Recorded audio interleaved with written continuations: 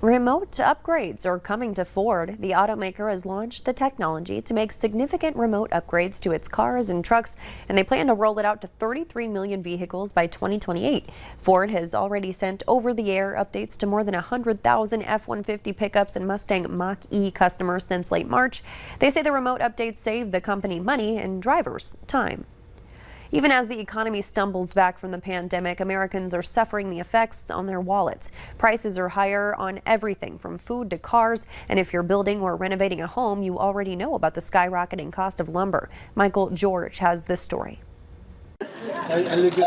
As shoppers return to their local grocery stores, they're noticing a big change. This is unusually expensive. Prices are rising at the fastest pace in more than a decade. And CBS business analyst Jill Schlesinger says it's not just at the supermarket. It is appliances, it is furniture, it is now airline prices, hotels, rental cars. And gasoline. Prices were elevated even before the temporary shutdown of the nation's largest pipeline. All this starts going on and it's like the toilet paper fiasco all over again. Homeowners hoping to build or remodel have had some of the worst sticker shock of all.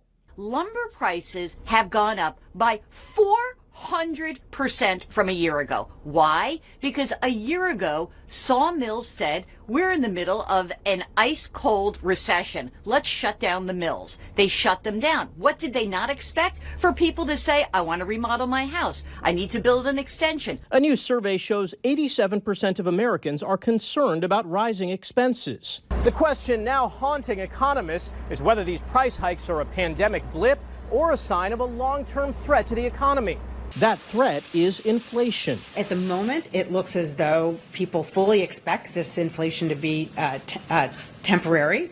Where temporary is when the economy more fully recovers. Sustained inflation could force the Federal Reserve to raise interest rates, a move that could put the brakes on economic growth. We are watching this. This is the most important thing on economists' mind right now. And a lesson that it's easier to freeze the economy than to defrost it. Michael George, CBS News, New York. The average price for a gallon of gas remains more than $3.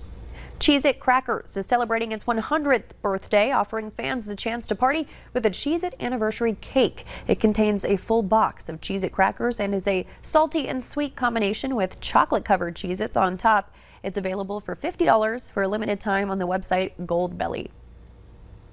So I reached over to wake up my husband, and when I did, no words would come out.